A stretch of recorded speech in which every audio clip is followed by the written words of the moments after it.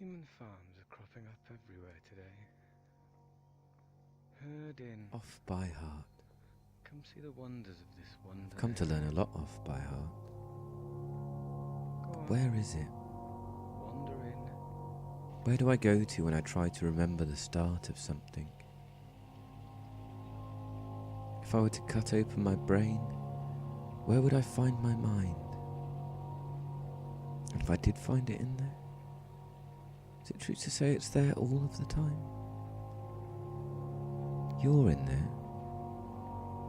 We all are. And though I've never been to them, so are the stars. A great diarist once said, at any one time you are the size of everything you can see. A hillside peppered with intangible trees, ones you could imagine were the size that they are to you right now. And the mound you've conjured, a set of convincing cognitive structures. I take myself to gardens I've been to.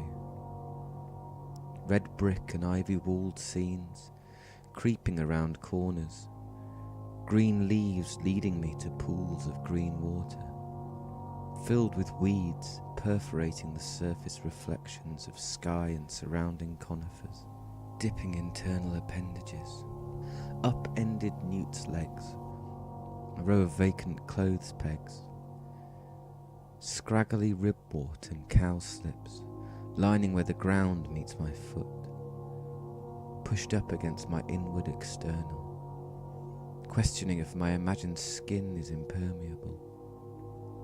30-odd years of earthly memories. I've been collecting a gallery of tranquility,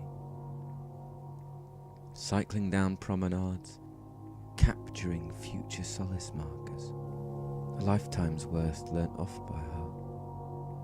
I've got them all down. I have dreams I can revisit in the day. Sometimes they visit me. A private happening that was fashioned precisely to mean something. And though I oft may know not what, I'm happy to ponder them a lot, in a manner that resembles jogging on the spot. Good for the arches as it is for the archetypes. Mine are so healthy that my dad looks like Jeff Goldblum, offering sage advice for my waking life to hold on to. I've come to really cherish quality time with the fabrications that populate my mind.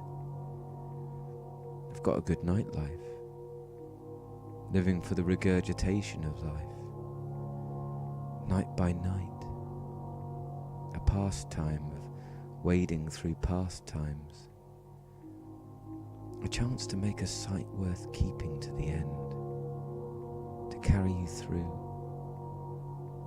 a pacemaker for making peace with acts no person could ever really do. I wish to dream of giving my heart's learning to you. Entropy empathy, I've committed you to memory. With you I'm left to be, granted a whole host of articles and artifacts to have to stretch round to see properly. I'm bending over and through, I've gotten used to having to refer to my mind's appendix, flicking till I can settle on something that will suffice. But how is it I'm still often so surprised by what I find? I guess in some sense they're not mine, just as 2 and 3 is 5. Though I already know it, its being known to me stands beyond and before all of the times that I've followed the laws by which numbers are defined. So in summary, I'm not my memory. It's something that I'm privileged to read. I take care of it, knowing it won't always be mine. You won't always be mine. Your face won't always be known to me. I can't bank all the light that's left in me. Dead rings in a tree, left to see the length of a living spree. sunken through it day after day from a sunlit spot. Round and round each turn, each year, a thickness, a barcode,